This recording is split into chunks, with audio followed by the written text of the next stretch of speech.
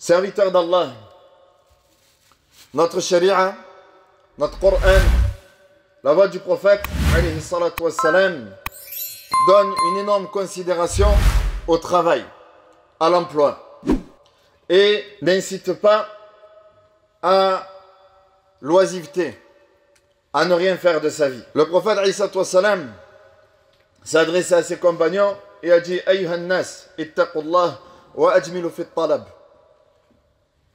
Ô gens, serviteurs d'Allah, craignez Allah et recherchez votre subsistance de la meilleure des manières.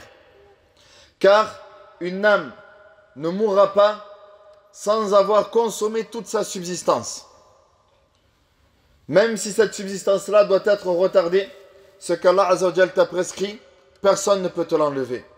Fattaqullah wa ajmilu fit talab. Donc craignez Allah et recherchez votre subsistance de la meilleure des manières. Ensuite, il nous dit, alayhi salatu wassalam, wa khudhu ma halla wa da'u ma harum. Et prenez ce qu'Allah Azza wa Jal vous a rendu licite et délaissez tout ce qui est illicite. Et les prophètes, qui sont les meilleurs des hommes, travaillaient également.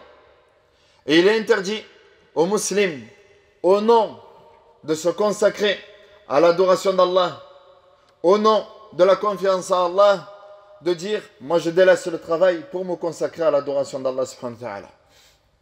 Car le musulman est un homme qui a des responsabilités. Et le prophète alayhi salatu wassalam lam yahus ala mujarrad al-amal walakin ala itqanihi. Et le prophète alayhi salatu wassalam n'incite pas seulement à travailler, mais également à atteindre la perfection dans ce qu'on fait, dans ton travail. Il nous dit alayhi salatu wassalam: Inna Allah yuhibbu ahadakum idha amila amalan an yutqinahu.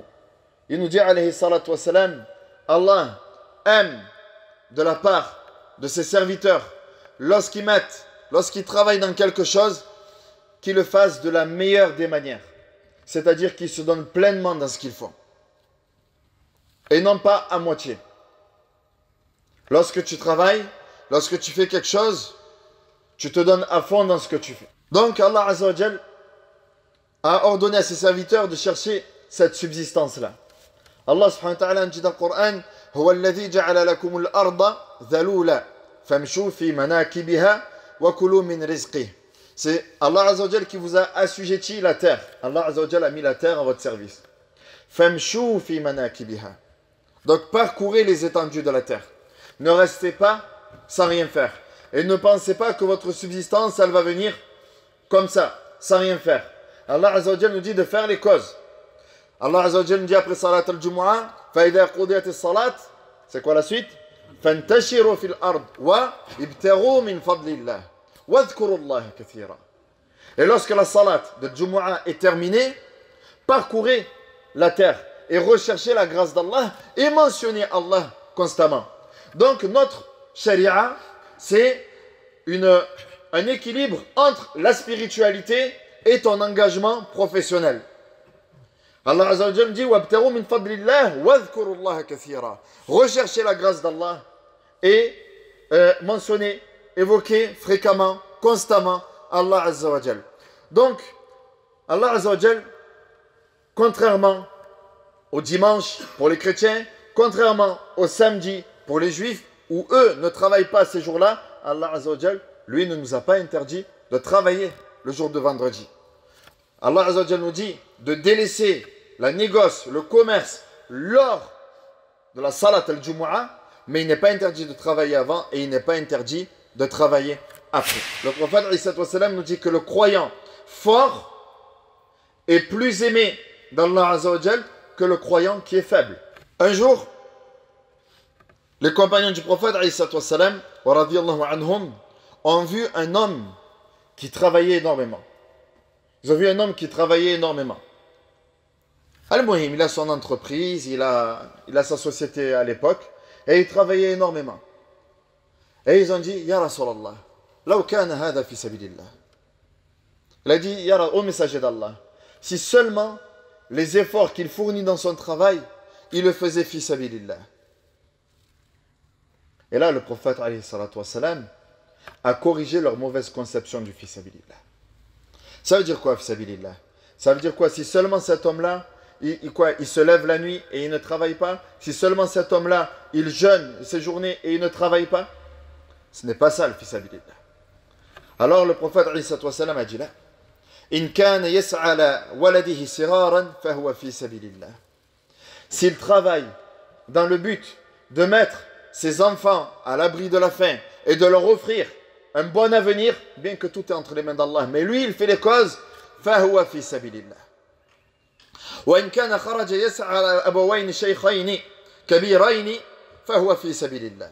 Et s'il travaille dans le but de subvenir à ses parents qui sont à un âge avancé et qui ne peuvent plus travailler, huwa fi sabilillah.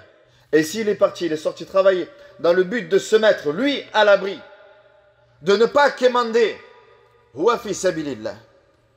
وإن كان خرج يسعى على أهله فهو في سبيل الله. Pour sa famille, il est في سبيل الله. وإن كان خرج يسعى تفاخرا وتكاثرا فهو في سبيل الشيطان. Si par contre, son but d'en travailler, c'est seulement amasser de l'argent et s'enfler d'orgueil devant les autres, là il est في سبيل الشيطان. Mais travailler dans le but d'offrir à sa famille un bon avenir, de les préserver, de, Inch'Allah, les mettre dans les meilleures écoles. On veut mettre nos enfants dans le privé, notamment le privé musulman. Et on sait que ça coûte très cher. Mais quand tu travailles pour ça, tu es fi sabilillah. Quand tu travailles pour tes enfants, tu es fi sabilillah. Tu travailles pour ta famille, tu es fi sabilillah. Tu travailles pour tes parents, tu es fi sabilillah. Donc là, on voit que le prophète alayhi salatu wassalam nous incite à aller chercher notre risque et nous incite à quoi? À être riche. C'est haram d'être riche en islam? Est-ce que c'est haram d'être riche en islam? C'est pas haram.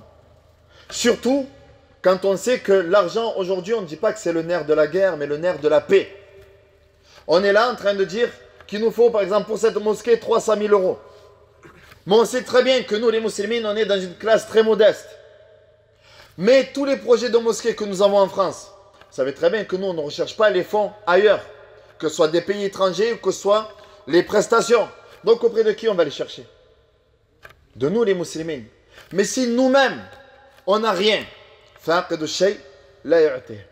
si nous-mêmes, on n'a rien et on souhaite un changement à travers notre din, ça passe par le financier. Allah Azza wa Jal nous dit dans Surat Al-Baqarah, أم حسبتم أن تدخلوا الجنة ولما يأتكم مثل الذين خلوا من قبلكم مستهم البأساء والضراء والزلزلوا حتى يقول الرسول والذين آمنوا معه متى نصر الله ألا إن نصر الله قريب. Dans ce verset-là, dans Surat Al-Baqarah, le verset 214, Allah Azza wa Jal nous dit, pensez-vous entrer au paradis sans avoir subi les épreuves de ceux qui vous ont précédés? Misère, maladie, tremblement de terre, ils ont été secoués à tel point que le prophète alayhi salatu wassalam ainsi que les croyants demandent quand viendra le secours d'Allah. Et Allah Azza wa Jal nous dit, Ala inna nasra Allahi qarib. Quel est le verset suivant? Et vous savez que chaque verset a un lien avec le précédent. Quel est le verset suivant? Yas'alunaka madha yunfiqun. Yas'alunaka madha yunfiqun. Ils t'interrogent, que devons-nous dépenser? Que devons-nous dépenser? Les Sahaba avaient compris que pour élever nos valeurs, pour élever notre dîme, ça passe également par le financier. Voilà quelle a été leur première question.